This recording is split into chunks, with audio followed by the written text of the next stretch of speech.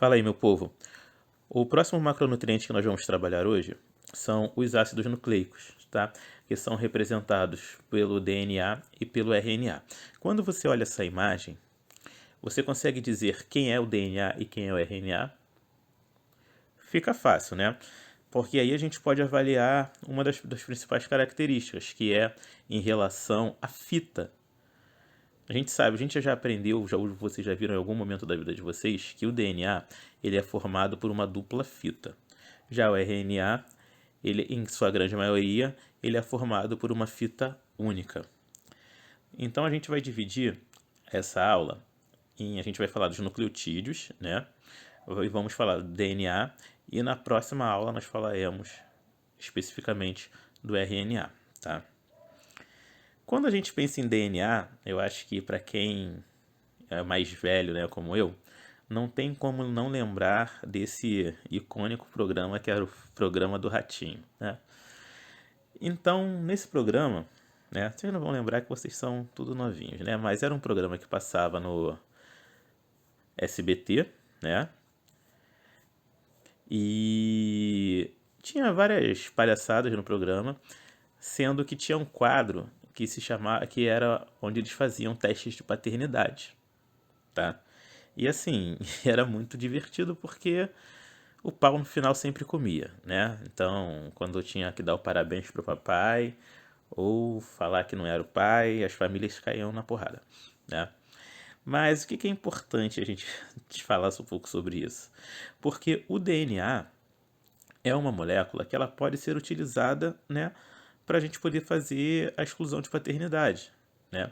Ela consegue te dar com 99,9%, né, de confirmação de se aquele indivíduo que está sendo analisado, ele é o pai ou não, tá? E legal, eu estou falando que pode ser utilizado para fazer o exame de paternidade, mas qual é a característica que confere isso ao DNA? Por que a gente consegue utilizar o DNA para um teste de paternidade? A gente tem que lembrar que o material genético que a gente possui, o nosso DNA, nós recebemos dos nossos pais, né? Aonde metade vem do nosso pai e a outra metade vem da nossa mãe.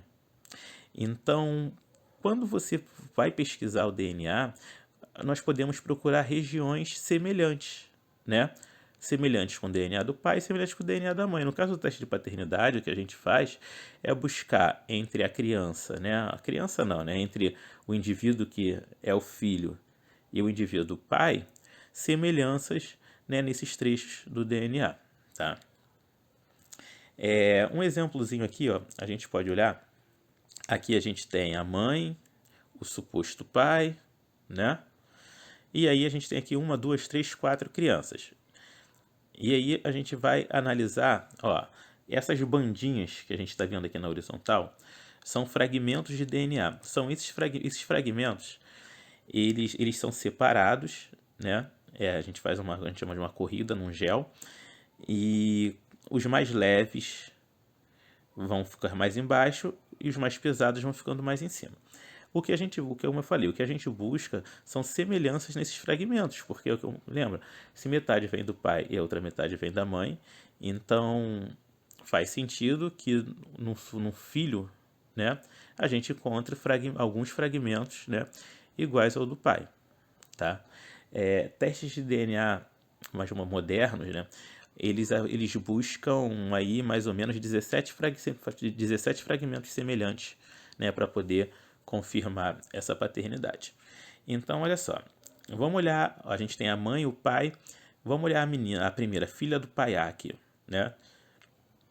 Quando eu olho, o fragmento do pai está representado em amarelo. Então, claro que aqui não estão representados 17 fragmentos, tá? É só para vocês entenderem a mecânica da coisa. Então, olha só, a primeira banda, a roxinha, ó, ela está na mesma altura da banda ali da mãe. Essa segunda banda amarelinha está na mesma altura da banda do pai. A gente vai olhando a terceira banda, ó, na mesma altura da banda do pai, né? Então, se você fosse analisando essa corrida toda, a gente poderia buscar mais bandas que estivessem na mesma altura, né? Ou seja, bandas semelhantes. E aí a confirmação, né, de que essa menina é filha desse pai, ela ocorreria. vamos ver a segunda menina aqui, que não é filha do pai. A primeira banda, inicialmente, ela até parece que está do lado da banda amarelinha do pai ali, ó. Mas quando eu amplio, você vê que ela está um pouco mais acima, essa banda vermelha. A segunda banda está na altura da banda da mãe. A terceira banda aqui também não bate com a do pai. A quarta e a quinta banda bate com a da mãe. Então a gente observa que ela é filha da mulher, né? Mas não é filha do homem ali. O menino, se você olhar, as bandas amarelas ó, batem certinho com as bandas com a altura da banda do pai, são semelhantes, então confirmamos a paternidade. E esse verde aqui, né, ele provavelmente é adotado, porque ó, se você olhar esse padrão de bandas, não bate nem com os do pai, nem com os da mãe, tá? Então ele não é filho do casal.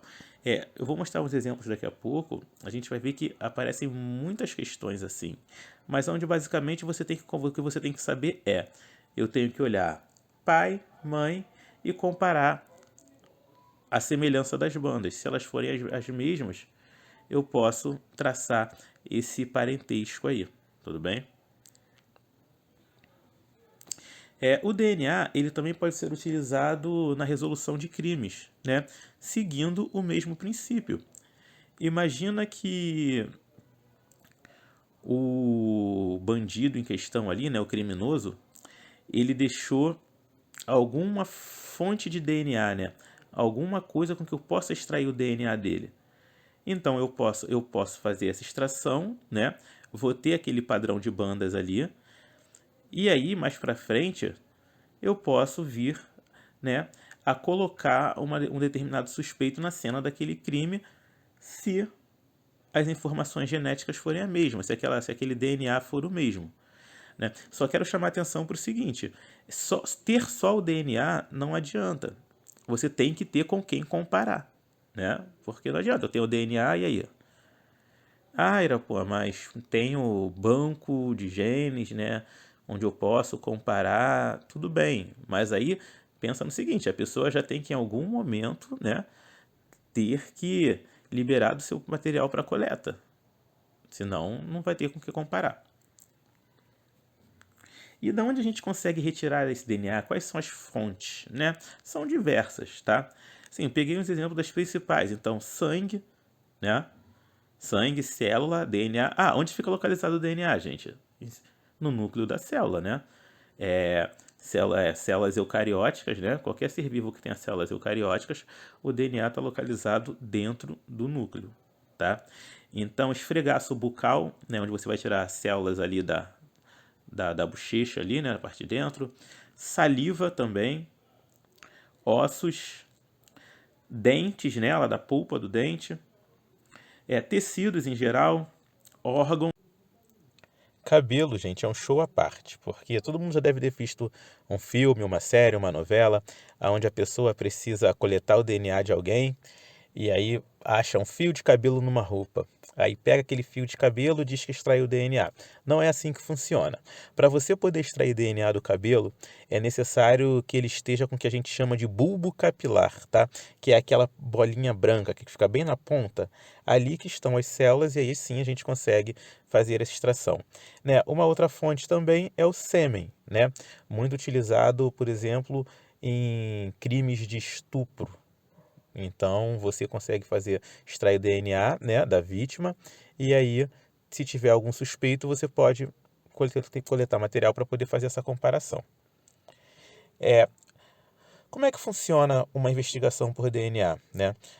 É feito quando você tem um suspeito, né? E aí vale ressaltar que você só pode fazer isso quando a pessoa já é condenada pela justiça, tá? Ninguém é obrigado a ceder o seu material por livre e espontânea vontade, tá? Então, obrigar mesmo só se o indivíduo já for condenado, tá? E aí o que acontece? Você faz a coleta desse DNA, né? Ele é processado no laboratório, né? A amostra ela é identificada com o código, não é colocado o nome, não é associado a nome de ninguém para você poder manter a privacidade da pessoa. E aí você faz o cruzamento da sequência de DNA, né, num banco já com DNAs previamente com outras sequências previamente cadastradas, tá? E aí você verifica se você encontra, se você encontra, consegue associar, né, aquele DNA a um outro crime, por exemplo. Teve um caso em que o sujeito cometeu um crime num outro estado, né? E aí ele estava morando aqui no Rio de Janeiro, veio a cometer um crime por aqui, né? Foi condenado.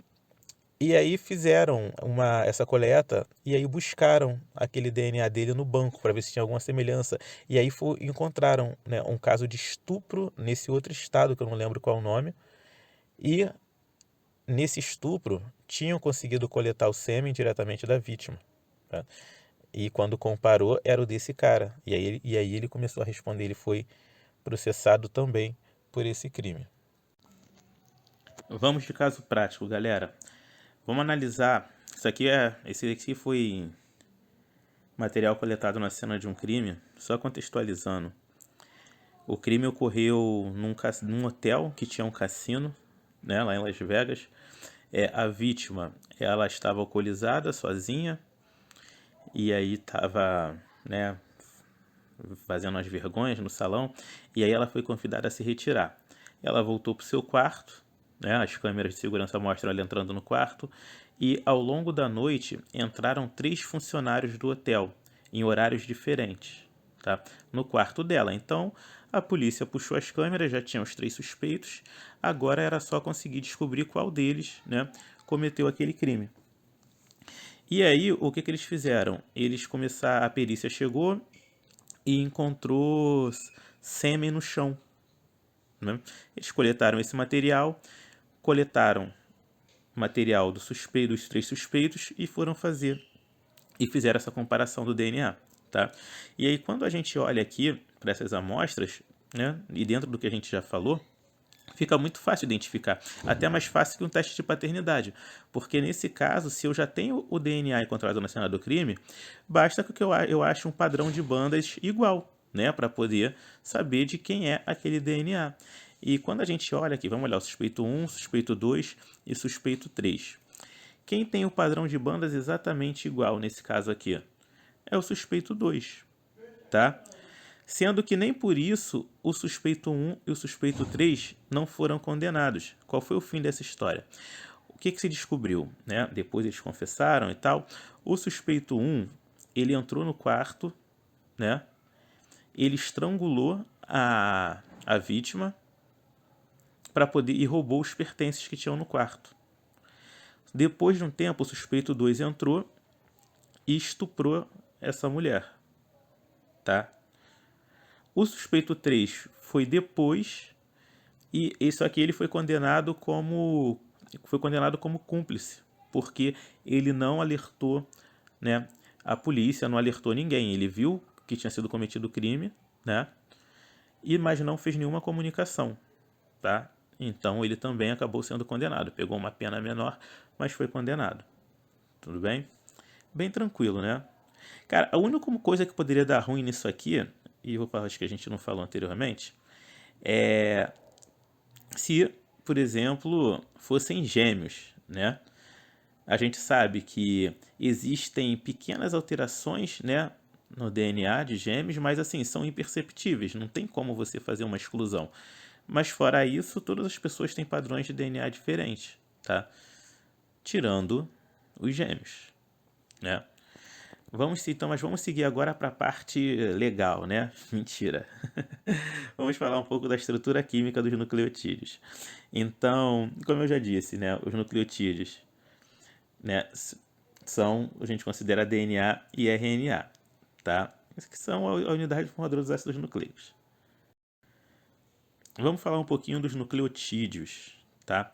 Nucleotídeos são as unidades formadoras dos ácidos nucleicos, né? E lembrando que os ácidos nucleicos são quem? DNA e RNA.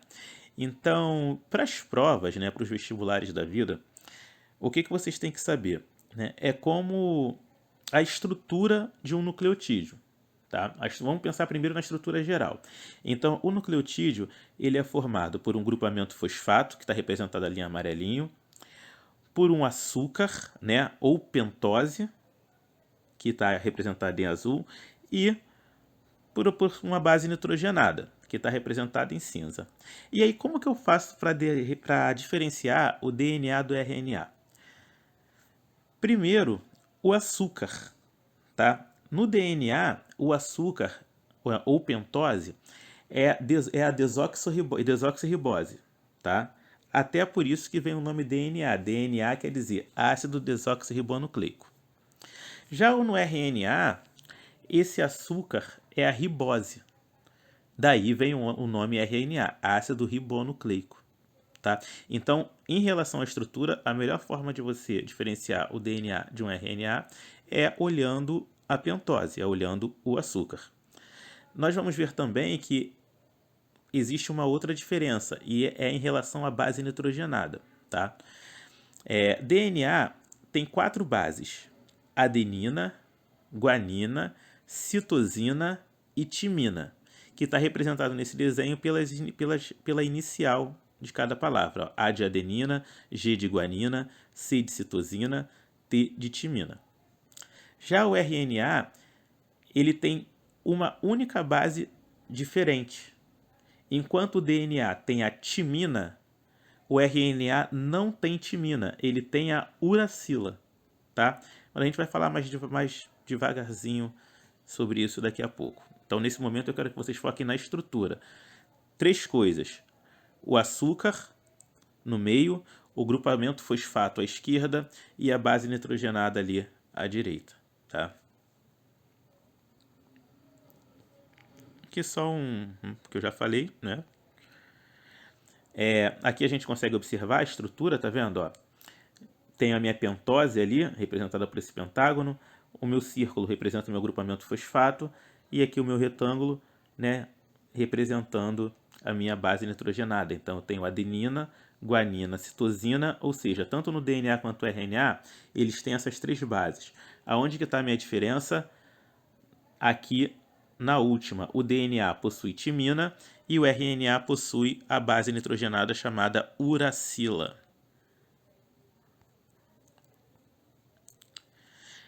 Como eu já disse, DNA ele é a sigla, né, em inglês para ácido desoxirribonucleico. Vocês podem, de repente, encontrar num livro escrito ADN, né, que seria ácido desoxirribonucleico. Né? Mas a gente utiliza mesmo essa abreviação em inglês, né, DNA. Tá? Uma principal característica do DNA é que ele é uma molécula de fita dupla, né, em formato de dupla hélice. Já vou mostrar uma imagem para vocês.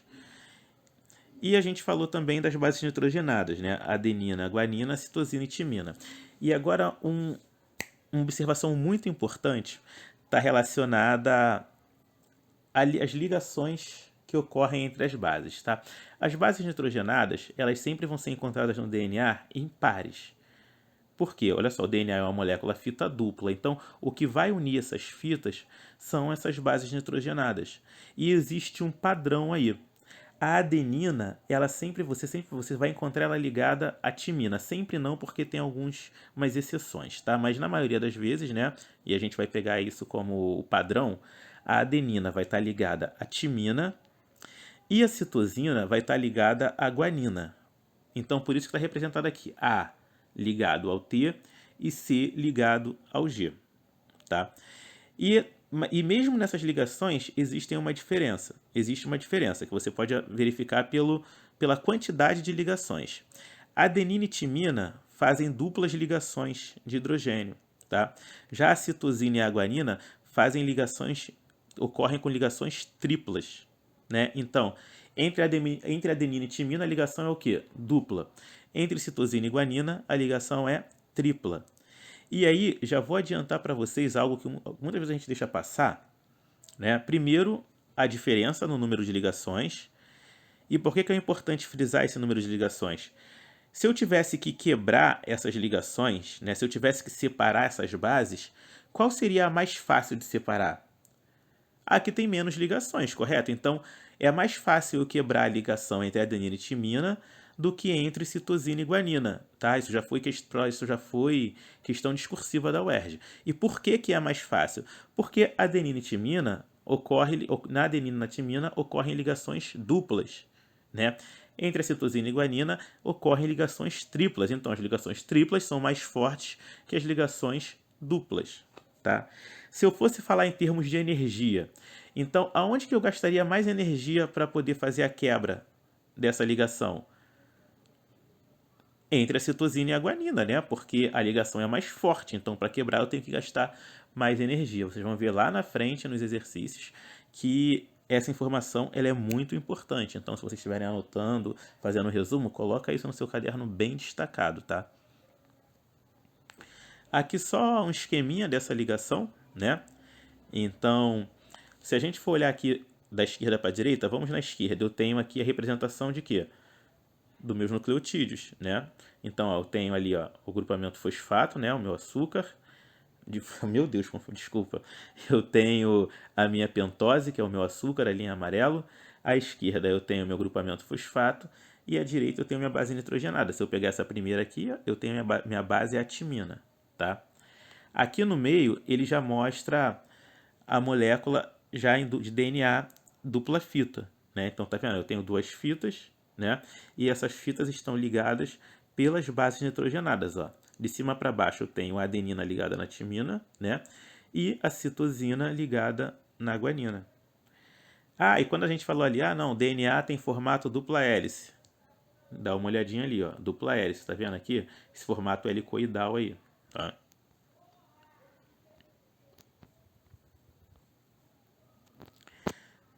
Mais uma representação esquemática aqui dessa ligação entre as bases nitrogenadas, tá? E aí só quero chamar a atenção para mais uma coisa em relação à base nitrogenada, que é o seguinte: a literatura às vezes ela separa, né? Separa não, vamos dizer que ela dá um nome específico para determinadas bases. Então, quando eu tenho a adenina e a guanina juntas, elas são chamadas de purinas, tá? Citosina e guanina são chamadas de pirimidinas. Meu Deus, e agora? Esse nome preciso guardar? Não, isso nem aparece, tá? Mas é bom vocês saberem, porque de repente você vai ler um texto e fala assim, as purinas. Pô, que é isso? Quem são as purinas? Adenina e guanina. Eu lembro logo de água. Água é pura, purina. Mas se você quiser saber mesmo por que eu agrupo adenina e guanina juntas nesse caso? Se você olhar aqui, ó, adenina e guanina, elas têm dois anéis, tá vendo? Já timina e citosina eu tenho um anel só, tá? Mas informação assim não tão relevante nesse momento para vocês. Duplicação. A duplicação ou replicação, tá? Tem esses dois nomes, duplicação e replicação. Nada mais é do que o processo de formação de novas moléculas de DNA, tá? E aí a gente fala que o DNA ele sofre autoduplicação. O que seria isso? Ele cria uma cópia de si próprio, tá? Então, para poder produzir uma nova molécula de DNA, você só precisa de uma molécula de DNA, entendeu? Então, essa molécula se autoduplica, tá? Quando a gente pensa em ciclo celular, ela ocorre na intérfase, né, na fase S da intérfase, tá?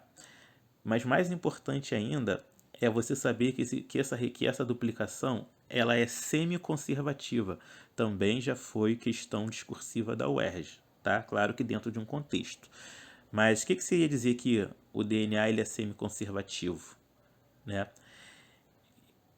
Toda nova molécula de DNA vai apresentar uma fita da molécula anterior. Deixa eu mostrar isso na prática para vocês, vai ficar mais fácil. Então, olha só. Eu tenho aqui, ó, da esquerda para a direita, eu tenho minha molécula de DNA. Essa molécula de DNA, dupla fita, tá vendo? Essa minha fita, ela vai se abrir. Ela se abre e em cada fita dessa que se abriu, aqui representada em coral, em cada fita dessa que se abriu, vão sendo adicionados novos nucleotídeos. E aí, depois que ele estiver completo, vai dar uma origem a uma nova fita de DNA. Então, é uma nova molécula de DNA. Então, a partir de uma molécula, eu consigo dar origem a duas novas moléculas. Isso é a duplicação ou replicação. E por que é semi-conservativo? Porque, olha só, eu não usei a fita antiga como molde, então eu falo que é semi-conservativo porque ele conserva metade, né, da molécula mãe. Então, quando eu olho as novas fitas, como que é formada a nova molécula de DNA? Eu cismo com fita. Como que é formada a nova molécula de DNA? De que ela é composta? Por uma fita antiga e uma fita nova. Então, sempre que eu tiver ali a dupla fita, uma é antiga e a outra é nova. Por isso que eu falo que a duplicação do DNA ela é semi-conservativa, tá? E aí só um exemplozinho de como isso ocorre, olha só. A minha fita ela vai se abrindo, essa abertura, né, esse rompimento, porque imagina, o DNA ele está ali, dupla fita, ligado pelas bases nitrogenadas. Para eu poder abrir a minha fita, eu tenho que quebrar aquelas ligações de hidrogênio que eu falei entre as bases. O nome da enzima que faz isso é a enzima helicase, tá? É ela que é responsável por fazer a abertura dessa fita, né? Quebrando aquelas ligações entre as bases. E aí, assim que essa fita se abre, uma nova enzima entra em ação, chamada DNA polimerase. É essa DNA polimerase que vai adicionando nucleotídeos na fita para poder criar uma nova fita de DNA. Então, vamos pegar aqui, ó. Tá vendo aqui onde está a direção da duplicação? Vamos pegar essa em cima aqui. A fita se abriu, aonde eu tinha adenina, a minha DNA polimerase vai colocar qual nucleotídeo? A timina, né? Porque na adenina sempre eu vou ter ligado uma timina. A adenina de novo, vai botar uma timina. Eu tenho uma timina. O que a DNA polimerase vai botar? Uma adenina. E por aí vai. Tá? Então ela sempre vai adicionar um nucleotídeo complementar àquele que já está na fita. Como a adenina se liga na timina e a citosina se liga na guanina, eu sempre vou ter a mesma quantidade de bases ligantes. Então, por exemplo, se eu tiver na minha sequência de DNA ali 20 adeninas, obrigatoriamente eu vou ter 20 timinas.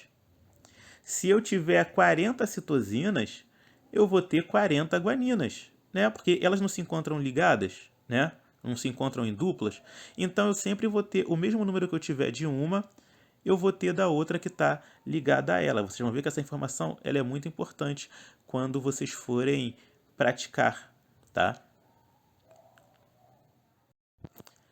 Para finalizar esse assunto, eu vou mostrar para vocês um exemplozinho de uma questão Enem.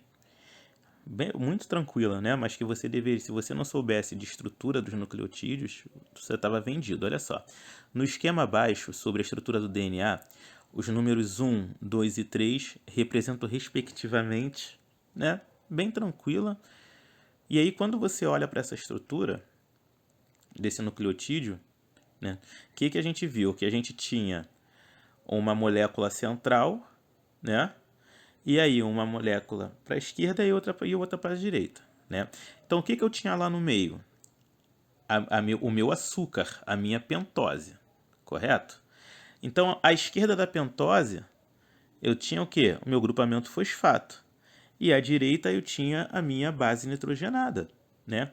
Então o que eu vou buscar aqui? 1 é o meu grupamento fosfato, 2 é a minha pentose, né? O meu açúcar, e 3 é a minha base nitrogenada, né? E aí eu vou procurar o que se encaixa. Base nitrogenada. O que eu tenho que tomar cuidado aqui? Eles poderiam te enrolar com o seguinte. Aqui até botou desoxirribose. Por que a desoxirribose ali está nas respostas? Porque desoxirribose é o açúcar encontrado no DNA. Né? Se fosse RNA, seria ribose. Então, quais tem o grupamento fosfato como primeiro? C e D. Então, já elimino todas as outras. Então, o 2 eu já vi que é minha pentose, é a minha desoxirribose. Qual que encaixa nisso? Letra C. Então, 1 fosfato confere, 2 desoxirribose confere, 3 base nitrogenada. Tá? Eu vou deixar um exercício para vocês treinarem, né, lá na plataforma.